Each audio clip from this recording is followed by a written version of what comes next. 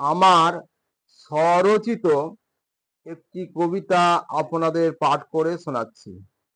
কবিতাটির নাম অপার মহিমা, কেউ নয় বিধাতার সমান। কবি দিলীপ কুমার মণ্ডল। আপনারা দয়া করে আমার ভিডিওগুলিতে অবশ্যই সাবস্ক্রাইব করে দেবেন।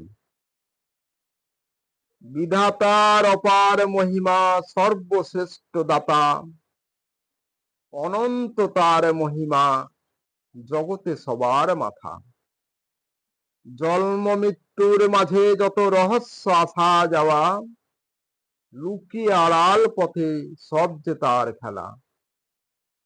পৃথিবীতে যা আছে সব তার দান, সারা বিশ্বময় ভবে কেউ নয় বিধাতার সমান। পৃথিবীতে সবার উপরে তিনি সর্বশক্তিমান, যত জাতি সবার মাঝে তিনি হিন্দু মুসলমান।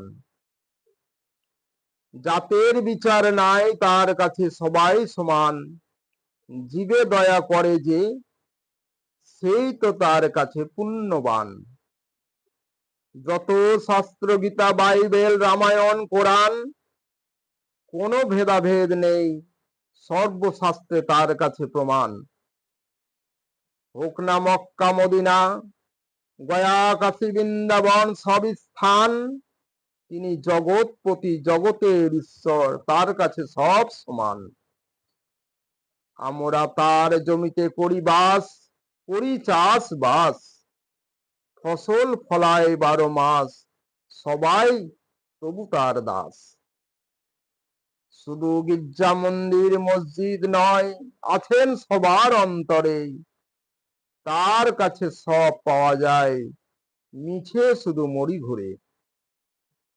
শাস্তি তুমি দাও বিধাতা সকল দুঃখ সুখের মাঝে, পাপ পুণ্য হিসাব করে রাখো, শাস্তি দাও তুমি ভব পারে।